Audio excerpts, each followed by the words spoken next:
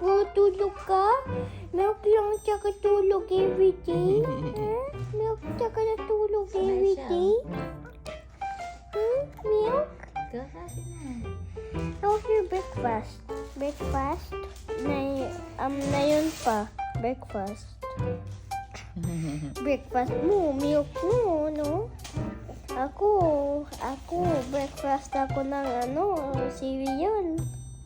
Paglagay ka na, pwede ka na cereal. Love ko ikaw, Pio. Love ko ikaw. Bye.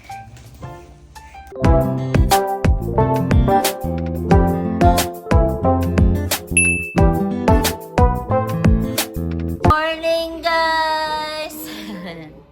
So, good morning. Kakagising lang namin. And, hindi pala. Kanina, gumising na ako kasi nag-prepare ako ng pagkain ni Daddy. Lagi akong gumigising kapag pang umaga si Daddy, nagpe-prepare ako ng pagkain niya na babaunin sa work. Kasi ayaw ko na magluto ng gabi, tapos babaunin ni Daddy kasi ayaw ko i-rep yung pagkain niya. Gusto ko sariwang luto yung pagkain ni Daddy kapag binabaon niya. So, umidlip ako pagkatapos ko magluto, pagkaalis ni Daddy, tapos gumising kami ng mga 7:30 ng mga bata. So, andito na kami sa labas, and naluto ko na din yung mga baon ni Kuya. Si Kuya naman ay ihahatid ko mamaya. Ano yan? Ito. Kiss. Bye-bye. Mwah! Love you. Ay, wait lang, nak. It's not open yet. Bye-bye. See you later. Nagbabay si Alicia, oh. Bye-bye, Yaya. Bye-bye. Love you.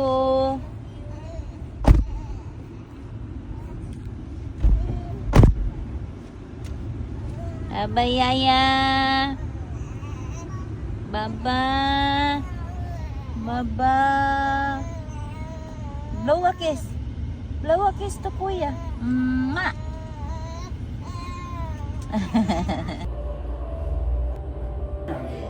Ano?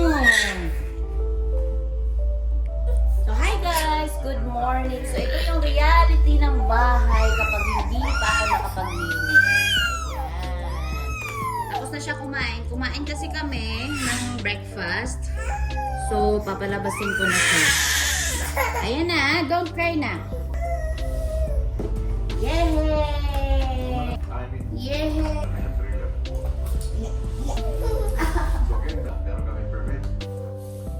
Yung mga papaliguan ko sila kasi para makatulog na din silang dalawa para makapaglinis ako ng bahay kasi napakagulo. Kapag kumakain si Alicia ganito talaga, napakagulo. Pero at least nakakain siya ng madami. So ngayon, bibigyan ko siya ng water para isahang dumi. Isahang kalat. Wait lang. Wait lang, I'm gonna get you water. Guys, binigyan ko na siya ng water kasi niluluwa niya yan. Pagkatapos niya uminom ng tubig, tsaka ko siya paliguan kasi kapag papaliguan ko siya tapos nababasa na naman siya, ayan niluluwa niya. Lagi niya niluluwa yan, naglalaro siya ng tubig pero at least nakakainom naman siya. Ganon talaga normal sa bata talaga na makalat kapag kumakain na tsaka umiinom ng tubig. So okay lang. Ayan. Unahin ko si Pio na paliguan na lang. Alicia, dito ka muna ha. Maligo muna si Pio. Ligo na tayo. Come on, ligo na tayo.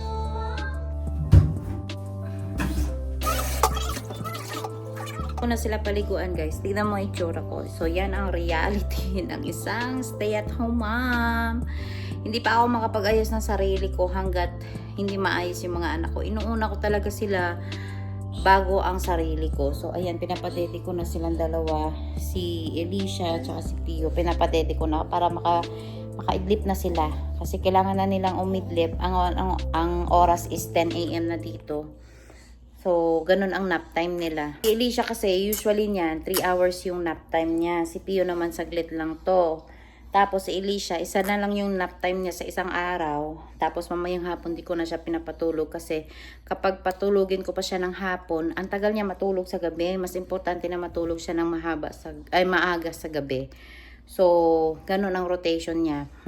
Kung makatulog na siya ngayon ng mga 10 a.m., gigising ito ng mga alauna or bago mag alas 2. So, mga ganun. Or bago mag alauna pala.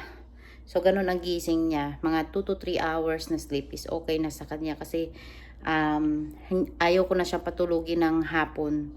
So, mamaya, pagka matulog na sila, yun na yung time na makapaglinis na ako, makapaghugas, makaligo siguro, makapagwalis. Winalisan ko na yung kalat doon kanina kasi nga natapos na siya naligo. Kung hindi ko yung winalisan, pupulutin ni Elisha yun lahat at saka kakalatin niya, madudumihan na naman siya. So, winalis ko na siya kanina kaagad. So, I hope na matulog na silang dalawa.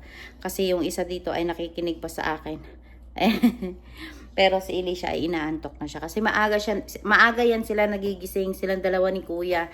Mga 7 o'clock or 6:30 gising na yan silang dalawa. Nagigising na yan sila sa amin. Pinapakita ko lang sa inyo talaga guys kung ano yung reality ng isang stay-at-home mom. Hindi talaga madali. Kanina, pagkatapos ko paliguan si Pio, hindi ko na nakuna ng video kasi pati si Elisha nag-iyak na.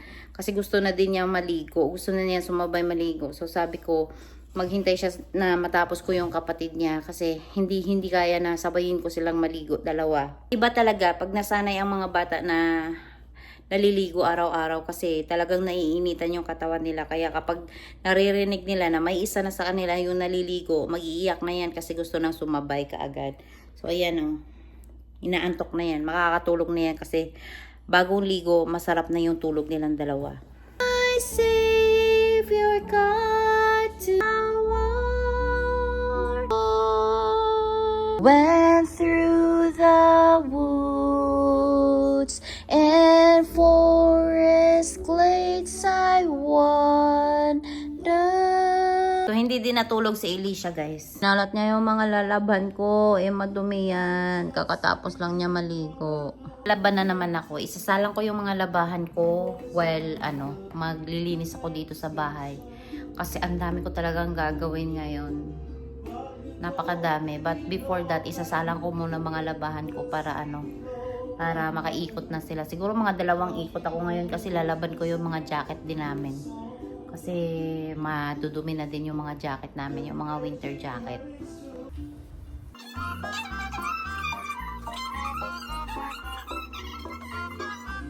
Ana. Give mami na. Dali na. Tip na eh.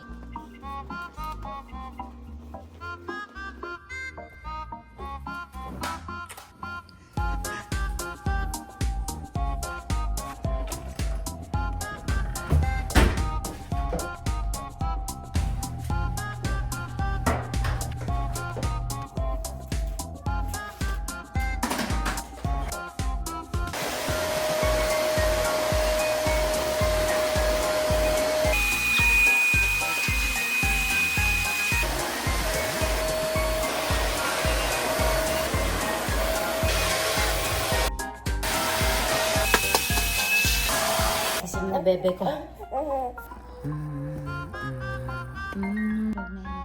Isang baby. So, resume na naman sa trabaho.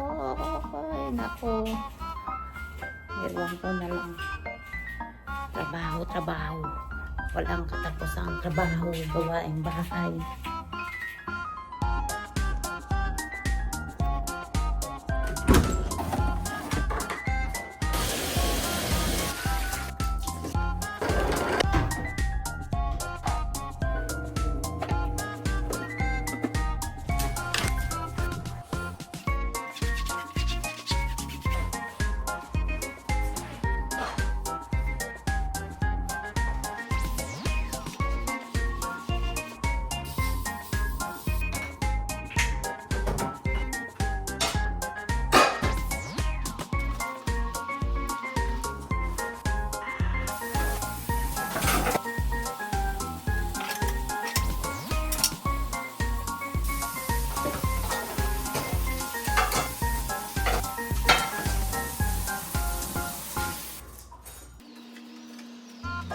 And guys, hindi ko papapalitan yung mga foil kasi medyo okay pa naman sila. Kaya pinunasan ko lang yung ano. Kaya gusto ko na nakalaga nito sila kasi ang bilis lang linisan at palitan.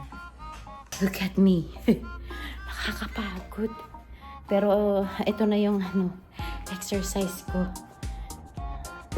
Ewan po, ganito talaga ako maglinis. Haggard talaga ako.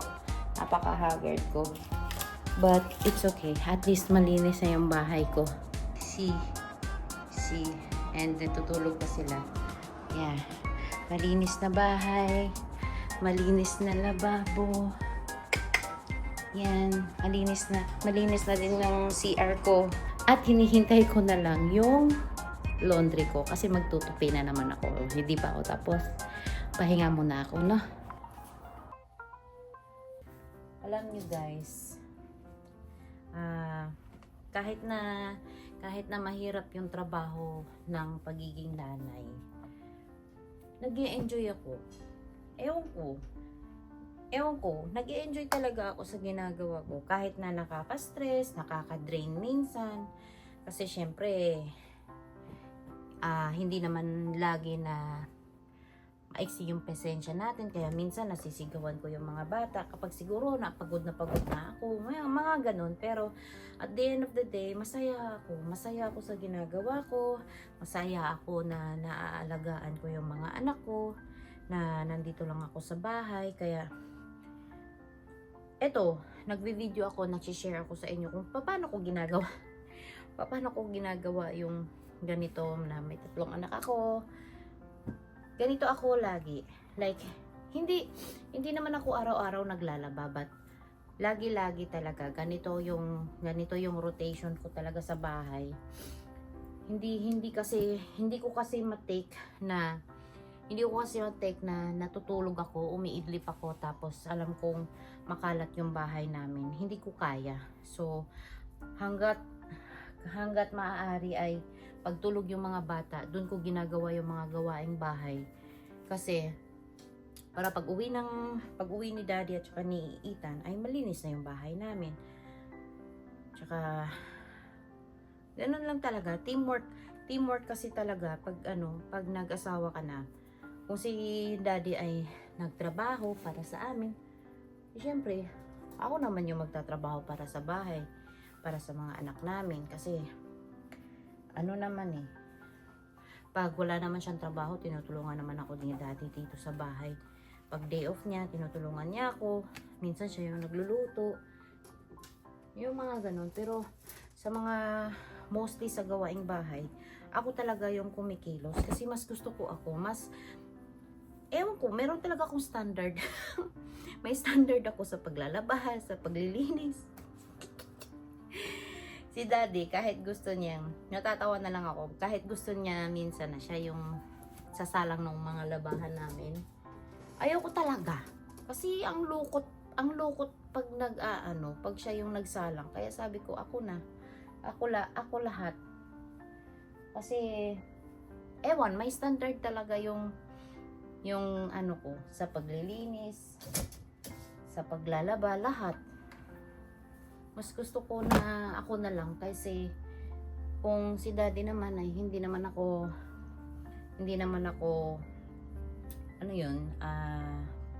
kontento, alam mo yun, edi much better na ako na lang yung kikilos, diba? Pero pag may mga inuutos ako na hindi ko na kayang si Daddy yung gumagawa.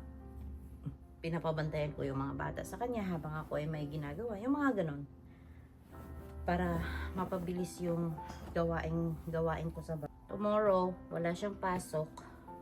So, may kasama ako dito sa bahay bukas. And siguro wala ako ganong gagawin lang bukas. Magba-vacuum lang. Pero hindi kasi ako araw-araw nagmamap. Hindi ako araw-araw nagmamap. Pag siguro twice a week. Ganun ang ginagawa ko kasi nakakapagod pag araw-araw nagmamap. Hindi din kasi pwede na hindi ako magmap kasi yung mga anak ko kumakain ng mga prutas, ng mga orange.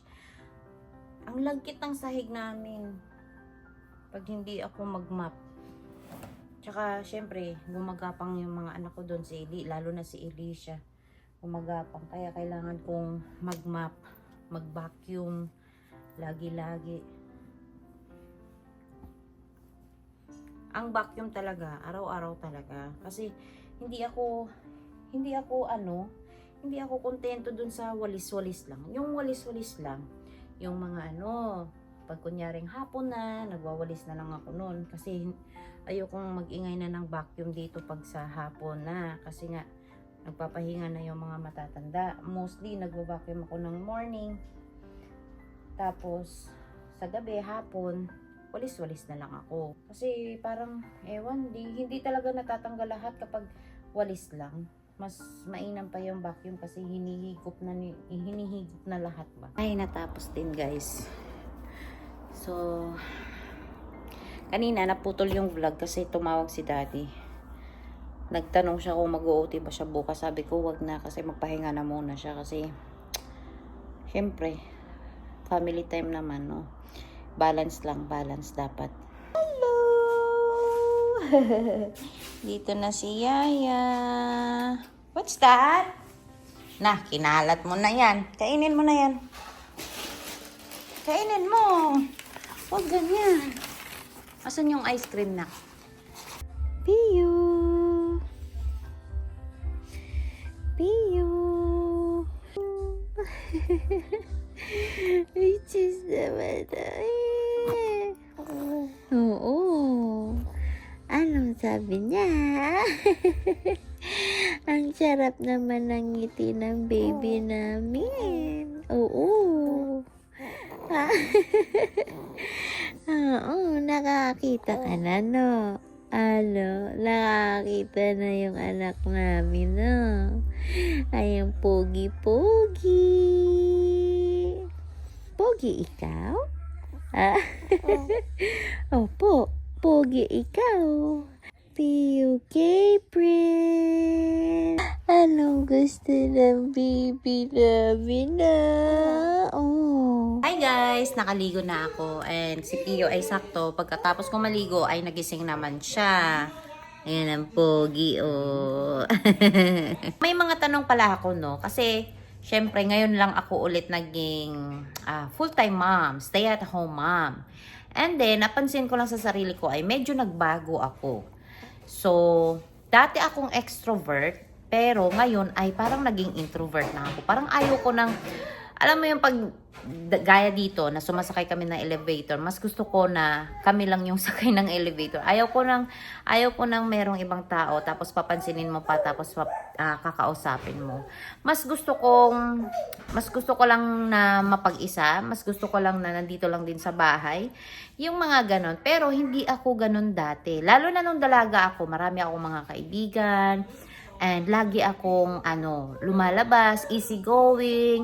Kung aayain ako, pumupunta agad ako, masayahin ako. Tapos, bigla na lang akong nagbago nung halos hindi ako masyadong lumalabas. Lalo na nung nandito na kami sa Canada, na wala akong gaanong masyadong kaibigan dito. Tapos, meron mang maging kaibigan pero bibihira din na nagkikita kasi syempre ay busy lahat ang tao dito, busy magtrabaho. Ay kumaga hindi magtutugma yung mga schedule ng mga kaibigan dito. So, ang lagi ko lang kasama talaga ay yung asawa ko, mga anak ko. So, naging introvert ako pero dati akong extrovert. Normal lang ba talaga yun, Beat? Na nagbabago talaga tayo. But masaya naman ako. Masaya ako na lagi kong kasama yung asawa ko at saka yung mga anak ko. Kasi syempre sila naman yung buhay ko. And masaya ako kapag sila yung kabanding ko. Yun naman yung nagbago sa akin. Mas masaya na ako na kahit kami-kami lang, masaya na ako. Masaya na ako na sila lang yung kasama ko. So, ewan ko, bakit ganon? Siguro kung babalik ako ng trabaho, babalik ba yung dating ako o hindi na?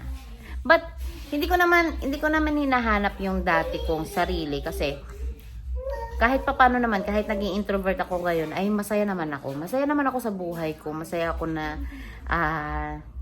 sa mga anak ko, sa asawa ko. Comment kayo guys kung ako lang ba o marami din tayo mga stay-at-home mom na ganito. Ayoko na pahabain yung video na ito guys ha, kasi sobrang haba na ng video ko talaga. And yun lang ang tanong ko. Kasi nawiwirduhan lang ako sa sarili ko kung normal lang ba ang mga ganito na dati kang extrovert, magiging introvert. So sa mga bago kong subscribers, maraming salamat. And then sa mga nanonood sa akin mga vlog, please don't forget to subscribe my channel and like and share.